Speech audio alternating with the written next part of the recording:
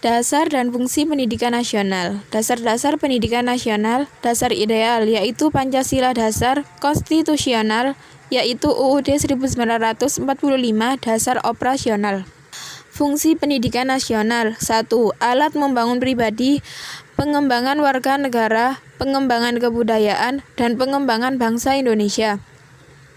2. Menurut Undang-Undang Republik Indonesia Nomor 2 Tahun 1989 Bab 2 Pasal 3, pendidikan nasional berfungsi untuk membangun kemampuan serta meningkatkan mutu kehidupan dan martabat bangsa Indonesia dalam rangka upaya mewujudkan tujuan nasional. Tujuan pendidikan nasional.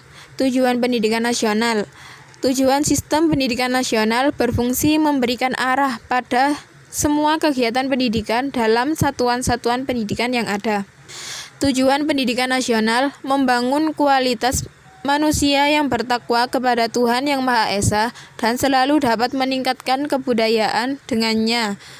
Sebagai warga negara yang berjiwa Pancasila, mempunyai semangat dan kesadaran yang tinggi, berbudi pekerti yang luhur, dan berkepribadian yang kuat, cerdas, terampil, dapat mengembangkan dan menyuburkan sikap demokrasi. Prinsip penyelenggara pendidikan. Di sini ada pendidikan diselenggarakan secara demokratis dan berkeadilan serta tidak diskriminatif dengan menjunjung tinggi hak asasi manusia, nilai keagamaan, nilai kultural, dan kemajemukan bangsa. Jadi dalam hal ini, dalam penerima dari hak-hak dalam pendidikan, jadi tidak ada pembeda atau perbedaan. Jadi semua memiliki hak yang sama dan pembagian yang rata. Jadi tidak ada diskriminatif. Dan juga di sini ada pendidikan diselenggarakan sebagai satu kesatuan yang sistemik dengan sistem terbuka dan multi makna. Di sini ada pendidikan sistem terbuka, yaitu fleksibilitas pilihan dan waktu penyelesaian program lintas satuan dan jalur pendidikan. Dan juga ada pendidikan multi makna, proses pendidikan yang diselenggarakan dengan berorientasi pada pemberdayaan, pembentukan watak dan kepribadian serta berbagai kecakapan hidup. Jadi pendidikan itu di sini sangat penting. Bahwasanya pendidikan itu sebagai pengolahan atau pengasahan baik itu dari tingkah laku kita atau pengetahuan kita yang bisa menjadikan sebuah dasar tonggak sebagai kita melakukan hal sesuatu. Dan di sini juga ada prinsip penyelenggara pendidikan. Di sini juga ada pendidikan diselenggarakan sebagai suatu proses pembudayaan dan pemberdayaan peserta didik yang berlangsung sepanjang hayat. Pendidikan diselenggarakan dengan memberi keteladanan, membangun kemauan, dan mengembangkan kreativitas peserta didik dalam proses pembelajaran. Dan di sini ada juga pendidikan diselenggarakan dengan mengembangkan budaya membaca, menulis, dan berhitung bagi segenap warga masyarakat. Dan juga di sini ada pendidikan diselenggarakan dengan memberdayakan semua komponen masyarakat melalui peran serta dalam penyelenggaraan dan pengadilan mutu layanan pendidikan. Jadi di sini dalam prinsip penyelenggara pendidikan sangat penting sekali. Di sini tidak hanya karena ini sangat berpengaruh dalam kehidupan, karena ini dalam mengasah atau membentuk watak karakter kita dalam berkehidupan, baik itu dari kepribadian, kecakapan hidup, pengetahuan, life skill, soft skill, dan lain sebagainya. Jadi hanya itu yang bisa saya sampaikan. Mungkin salah kata, mohon maaf. Dan seterusnya akan disampaikan oleh rekan sesuai dengan pembagian presentasi berikutnya ini. Terima kasih. Kewajiban peserta didik. A. Menjaga norma-norma pendidikan untuk menjamin keberlangsungan proses dan keberhasilan pendidikan. B. Ikut menanggung biaya penyelenggaraan pendidikan, kecuali bagi peserta didik yang dibebaskan dari kewajiban tersebut sesuai dengan peraturan perundang-undang yang berlaku. Kurikulum pengertian dasar. Kurikulum adalah seperangkat rencana dan pengaturan mengenai tujuan, isi dan bahasa pelajaran serta cara yang digunakan sebagai pedoman penyelenggaraan kegiatan pembelajaran untuk mencapai tujuan pendidikan tertentu. Kurikulum 1. Pengembangan kurikulum dilakukan dengan mengacu pada standar nasional pendidikan untuk mewujudkan tujuan pendidikan nasional. 2. Kurikulum disusun dengan memperhatikan 1. Peningkatan iman dan takwa. 2. Peningkatan akhlak mulia. 3.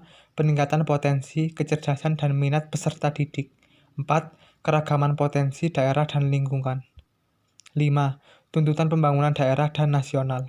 6. Tuntutan dunia kerja. 7. Perkembangan ilmu pengetahuan, teknologi, dan seni agama. 8. Dinamika perkembangan global. 9. Persatuan nasional dan nilai-nilai kebangsaan. 3.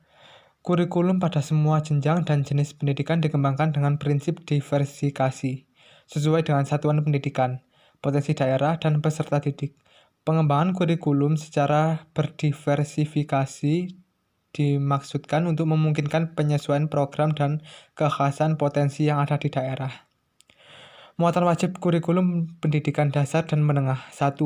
Pendidikan agama. 2. Pendidikan kewarganegaraan. 3. Bahasa. 4. Matematika. 5. Ilmu pengetahuan alam. 6. Ilmu pengetahuan sosial. 7. Seni dan budaya. 8. Pendidikan jasmani dan olahraga. 9. Keterampilan atau kejuruan. 10. Muatan lokal. Dasar dan fungsi pendidikan nasional. Dasar-dasar pendidikan nasional.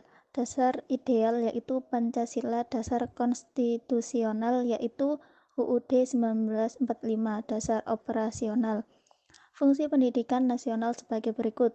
1. Alat membangun pribadi, mengembangkan warga negara, pengembangan kebudayaan, dan pengembangan bangsa Indonesia.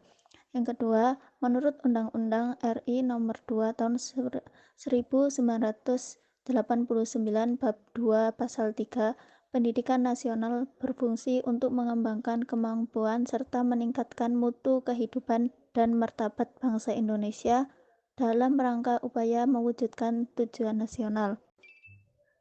Dewan Pendidikan dan Komite Sekolah dan Madrasah. Pengertian dasar.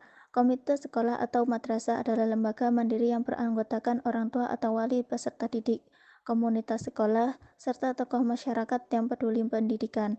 Masyarakat berperan dalam meningkatkan mutu pelayanan pendidikan yang meliputi perencanaan, pengawasan, dan evaluasi program pendidikan melalui Dewan Pendidikan dan Komite Sekolah atau Madrasah. Dewan Pendidikan sebagai lembaga mandiri dibentuk dan berperan dalam meningkatkan mutu pelayanan pendidikan dengan memberikan pertimbangan, arahan dan dukungan tenaga, sarana dan prasarana, serta pengawasan pendidikan pada tingkat nasional, provinsi, dan kabupaten atau kota yang tidak memiliki hubungan hierarkis. Komite sekolah atau madrasah sebagai lembaga mandiri dibentuk dan berperan dalam peningkatan mutu pelayanan dan memberikan pertimbangan, arahan, dan dukungan tenaga, sarana dan prasarana, serta pengawasan pendidikan pada tingkat satuan pendidikan. Evaluasi dilakukan dalam rangka pengendalian mutu pendidikan secara nasional sebagai bentuk akuntabilitas penyelenggara pendidikan kepada pihak-pihak yang berkepentingan. Evaluasi dilakukan terhadap peserta didik, lembaga, dan program pendidikan pada jalur formal dan non-formal untuk semua jenjang, satuan, dan jenis pendidikan. Evaluasi hasil belajar peserta didik dilakukan oleh pendidik untuk memantau proses kemajuan dan perbaikan hasil belajar peserta didik secara berkesinambungan. Evaluasi peserta didik, satuan pendidikan, dan program pendidikan dilakukan oleh lembaga mandiri secara berkala, menyeluruh, transparan, dan sistematik untuk menilai pencapaian standar nasional pendidikan. Pemerintah daerah melakukan evaluasi terhadap pengelola, satuan, jalur, jenjang, dan jenis pendidikan. Masyarakat dan atau organisasi profesi dapat dibentuk lembaga yang mandiri untuk melakukan evaluasi sebagaimana dimaksud dalam pasal